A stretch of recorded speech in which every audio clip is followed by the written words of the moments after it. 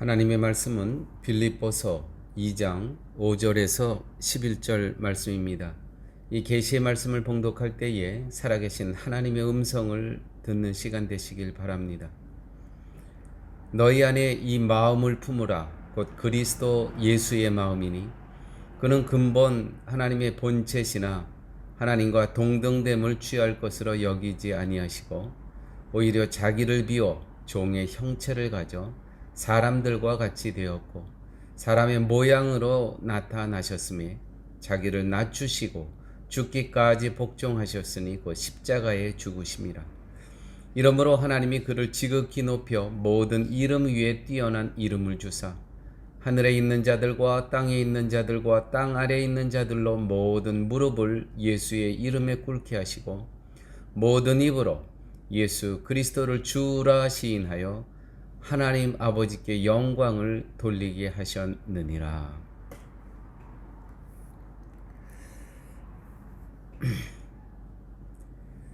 하나님의 창조 이야기, 창세기에 보게 되면 하나님께서는 모든 동물을 창조하실 때 개는 개처럼 창조하시고 원숭이는 원숭이처럼 또 양은 양처럼 하나님께서 창조하셨습니다. 그러면 사람은 사람처럼 창조하셨습니까? 아닙니다. 유일하게 사람은 사람처럼 창조하시지 않으셨습니다. 하나님께서는 사람은 하나님의 형상대로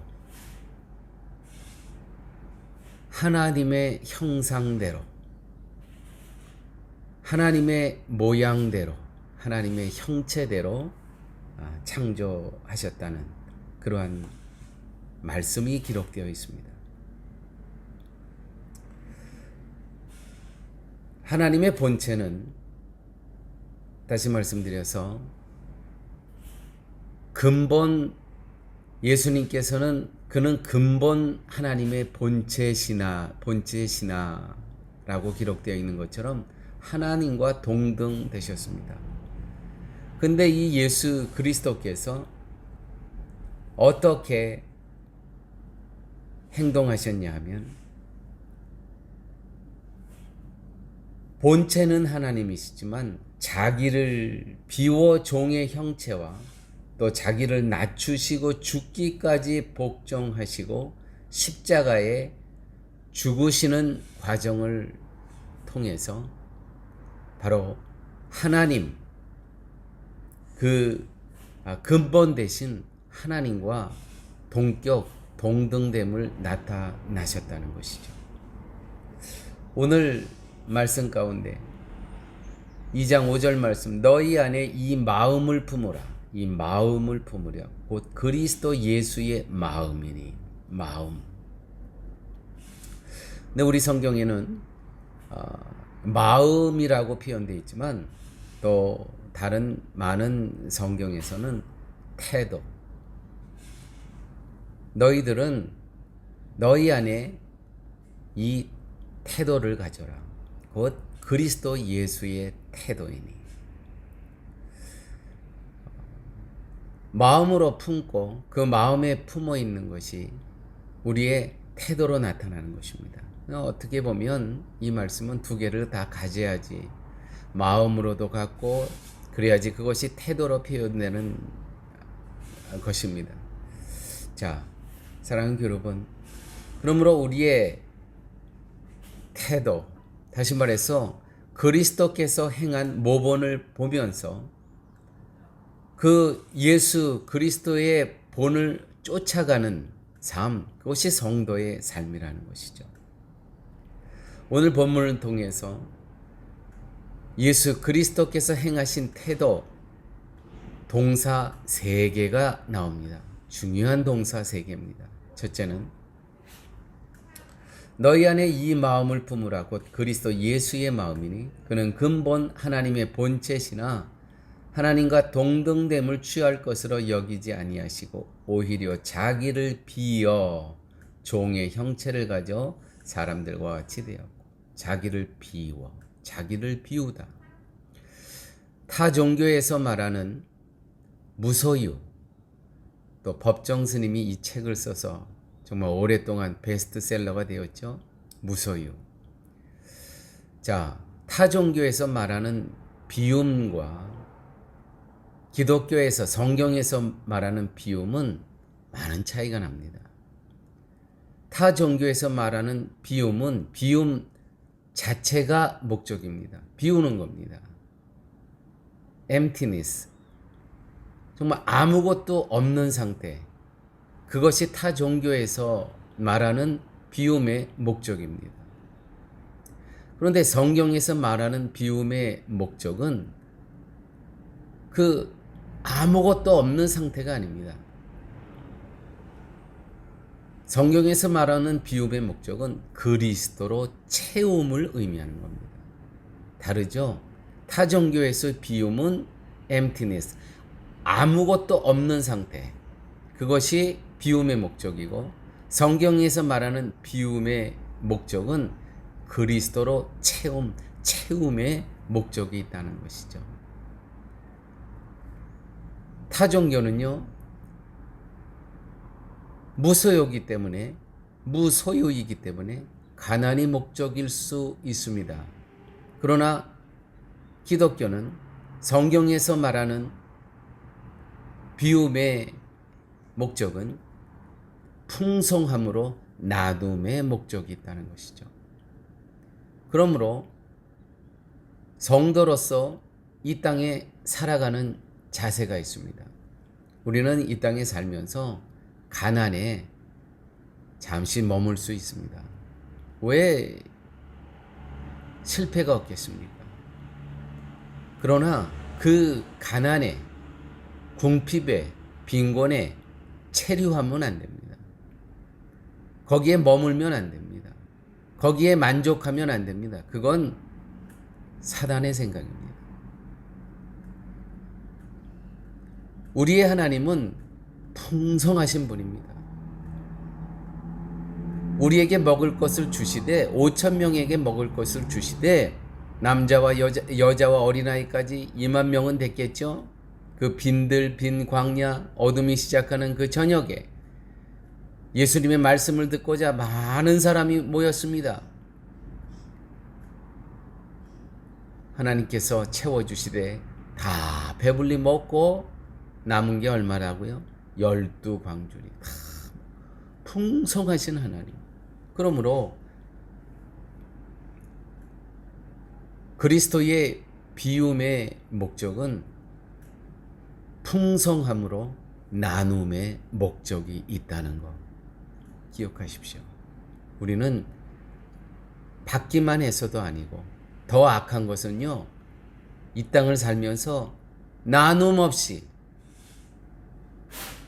내가 안 빈낙도 아닙니다. 그건 잠시 우리가 하나님께서 그 부요함으로 채워주신 그것을 나눔의 삶. 저는 이 부분을 목회하면서 정말 실천하려고 했습니다. 그래서 우리 교회가 하는 이 주위에 사랑의 음식 나눔 사역을 하는 것이고요. 나눔, 또 현지인 목회자들을 찾아가서 말씀으로 나누고 또 생필품을 준비해서 나누고 나눔의 삶을 하고 있다는 것이죠. 자기를 비워. 기억하십시오. 비움만의 목적이 아니고 우리가 우리의 심령에 비우면은요, 야, 여기 비워 있구나. 사단이 들어오는 거예요. 사단이 거하기 좋은 장소를 만들어 놓으면 어떻겠습니까? 다 내보내고. 아닙니다. 성도의 비움의 목적은 채움입니다. 그 채워서 나눔에 있다는 것이죠. 이것이 하나님께서 우리에게 주신 복음의 사명입니다. 땅끝까지 이르러 뭐예요? 증인의 삶. 이 복음이라는 부요함을 우리에게 주셨기 때문에 이것을 나누라는 것이죠. 다시 한번 말씀드립니다. 자기를 비워. 비움의 목적은 그리스도로 채움이 있다. 두 번째, 너희 안에 이 마음을 품으라. 곧 그리스도 예수의 마음. 이 마음과 태도는 같다고 말씀드렸습니다. 이 태도는 무엇이냐면 두 번째 동사, 오히려 자기를 비워 종의 형체를 가져 사람들과 같이 되었고, 두 번째, 사람의 모양으로 나타나셨음에 자기를 낮추시고.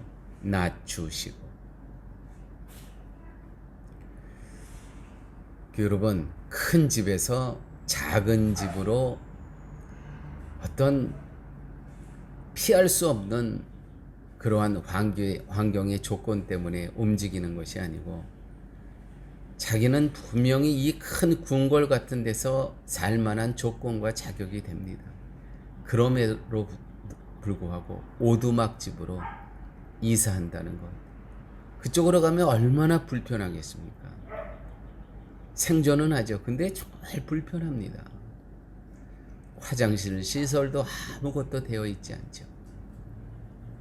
모든 시설이 전혀 없는 그곳에 이 이사한다는 게 쉽겠습니까? 자기를 낮추시고.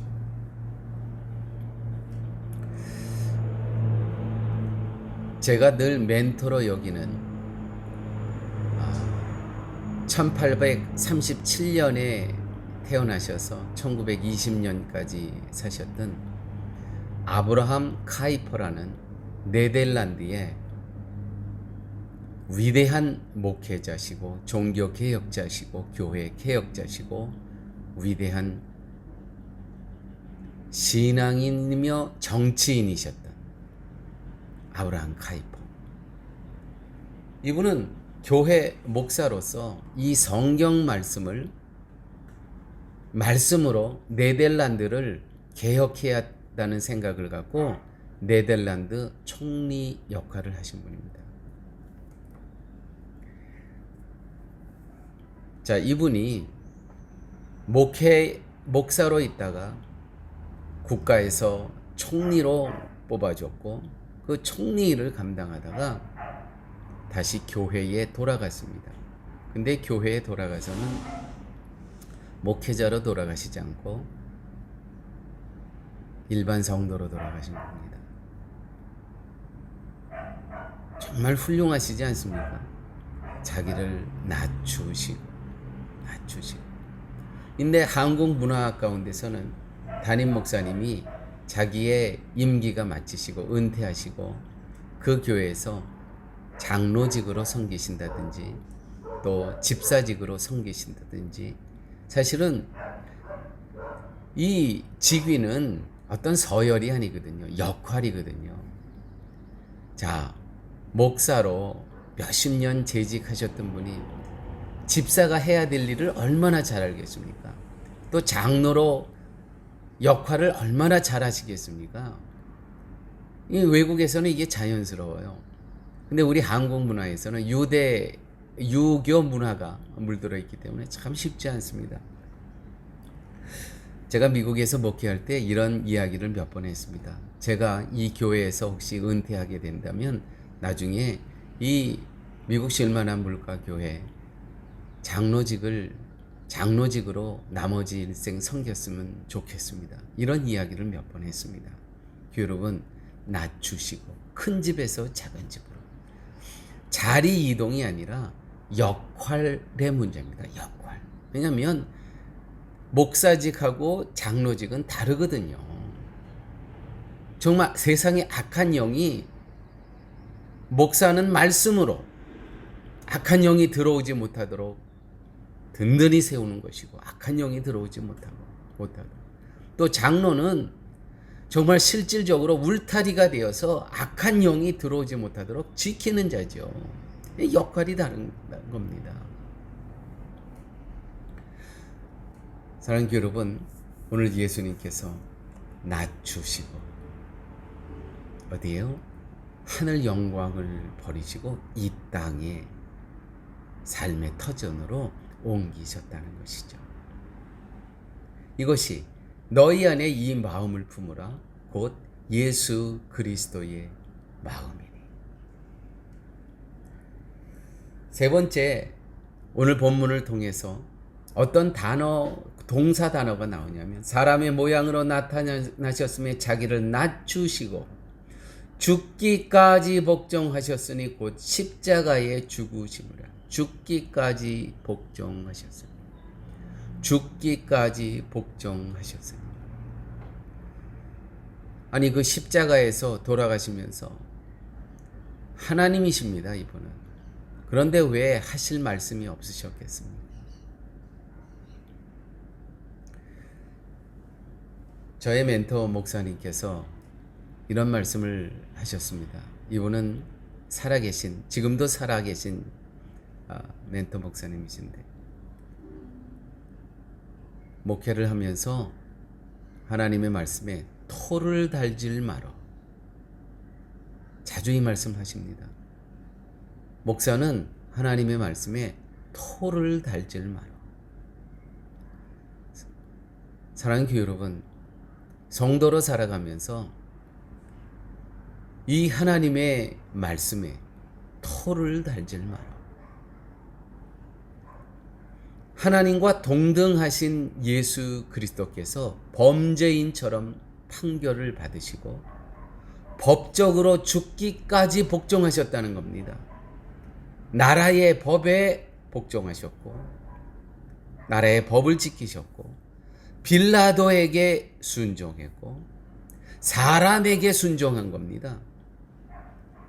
하나님께 복종하신 겁니다.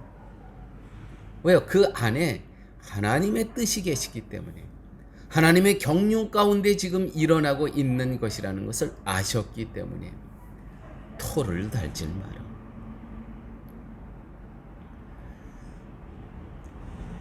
저는 이분에게 저희 멘토 목사님에게 참 훈련을 좀 엄하게 받은 편입니다. 이분이 미국에 오실 때마다 이제 세미나를 하시는데 중간에 어떤 분이 손들어요. 이게 좀 질문할 수 있잖아요. 목사님이 이렇게 말씀하십니다. 좋은 목회자는 내가 말씀을 듣다가 의심이 들더라도, 질문이 듣더라도 끝까지 다 듣게 되면 그 안에서 다 답이 있고 응답이 있습니다. 내 강의가 다 끝나고도 혹시 질문이 있으시면 서면으로 하십시오. 토를 달지를 마라. 끝까지 가면 아직 지금 시작이에요. 강의 시작입니다. 분명히 답이 있을 겁니다. 결론이 있을 겁니다. 토를 달지를 마라.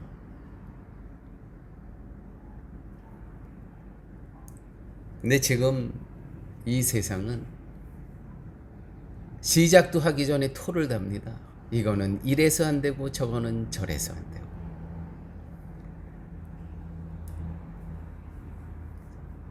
제가 우리 교회 섬기는 이들 하면서 주보에 나오는데 계속 담임 목사만 있고 부서만 쭉 나옵니다. 그런데 담당자를 제가 아직 세우질 못했습니다. 그거는 부활절 끝나고 세우려고 기도하고 있습니다. 왜요? 처음부터 부정적인 사람은 일을 맡겨도요, 계속 부정적입니다.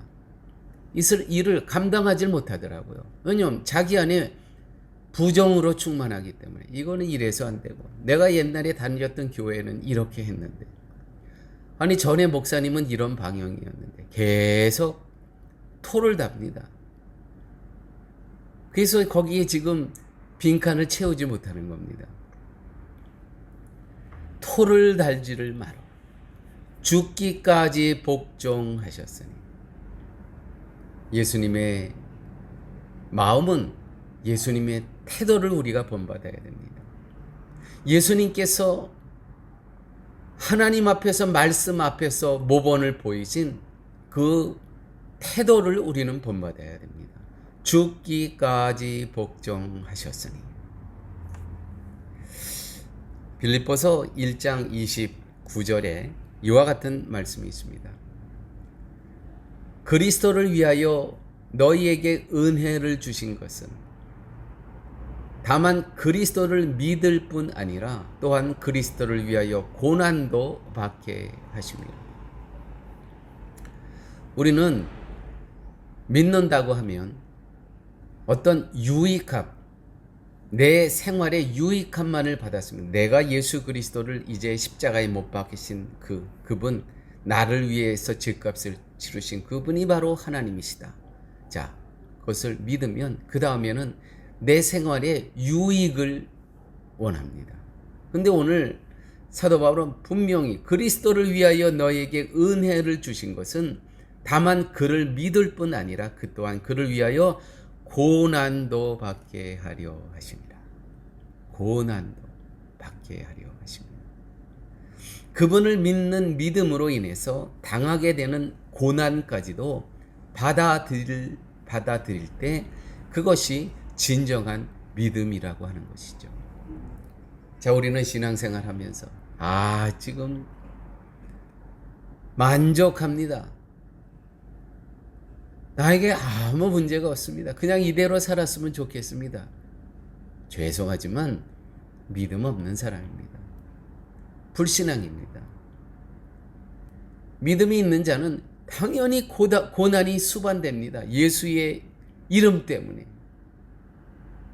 사랑하는 여러분, 우리가 이 땅 코로나 바이러스 기간 가운데 지금 이 땅에서 살아가고 있습니다. 자, 어려움이 있습니까? 없습니까?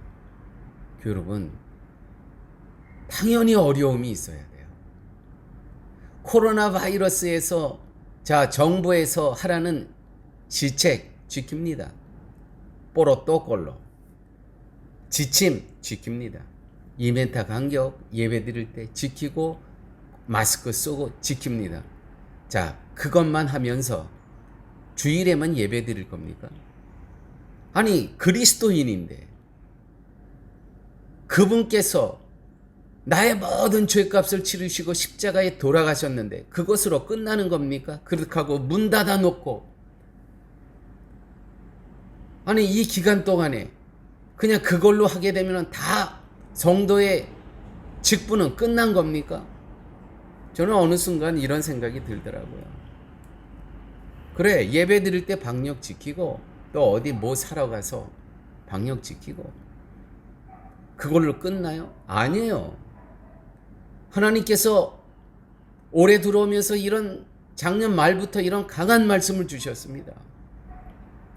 코로나 바이러스 기간이 있지만 교회로서의 등불로서의 소금으로서의 빛과 사명의 직분을 감당해라.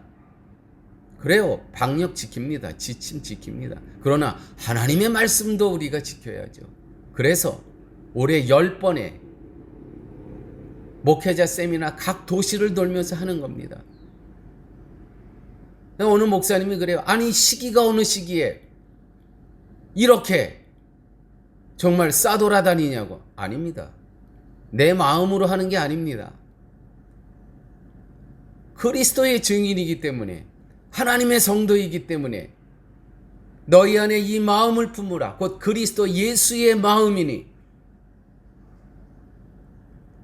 자기를 낮추시고 죽기까지 복종하셨으니 곧 십자가에 죽으심이라. 고난도 받게 하심이라. 고난도 받게 하심이라. 우리가 가면은요, 세미나면요, 다 마스크 끼고 온도 재고 다 소독하고 알코올로 소독하고 그 안에서 2m 거리 지키고 그렇게 하면서 이번에 큰 교회에서 80명이 수료증을 받았지만 100명이 참석했습니다. 왜냐면 100명까지니까 지금 법이 100명 이상 안 받았습니다. 다 잘 지켰습니다. 교회 여러분, 도전적으로 공격적으로 신앙생활 하십시오. 코로나 바이러스 기간에 지침을 무시하라는 얘기 절대 하지 않았습니다. 지켜야 됩니다. 그 안에서 자유함을 갖고 내가 해야 할 일을 복음 안에서의 빚진 자로서 그 다음에 결정하는 것은 내가 결정하는 겁니다. 복음 안에서 자유함을 갖고 결정하십시오. 정부에서 지침을 준 거 지키세요. 그거는 법적으로 지키세요. 그것을 지키면서 복음의 자유인으로서 내가 할 일을 결정하세요. 성령의 도우심으로, 인도하심으로 해야 될 일이 얼마나 많은지 모릅니다. 이 코로나 바이러스 기간에 일하는 교회는요, 할 일이 더 많아요. 일하는 목회자는요, 할 일이 정말 지천에 깔렸어요. 우리가 사단의 노예가 되면 할 일 아무것도 없습니다. 꼼짝도 못해요. 움키러들고요. 이 코로나 바이러스 이거 걸리면 죽는데 죽긴 뭘 죽어요. 한번 퍼센트를 찾아보세요. 걸린 사람 보야 죽은 사람은 0.5%도 안 돼요. 0.5%. 교회 여러분, 공격적으로 사세요. 다시 한번 말씀드리지만은 코로나 바이러스의 정부의 지침, 방역 수칙을 무시하라는 얘기 절대 아닙니다. 지켜야 됩니다. 그리스도인이기 때문에 마치 납사의 의무를 감당해야 되는 것처럼 지키고 여지가 많아요.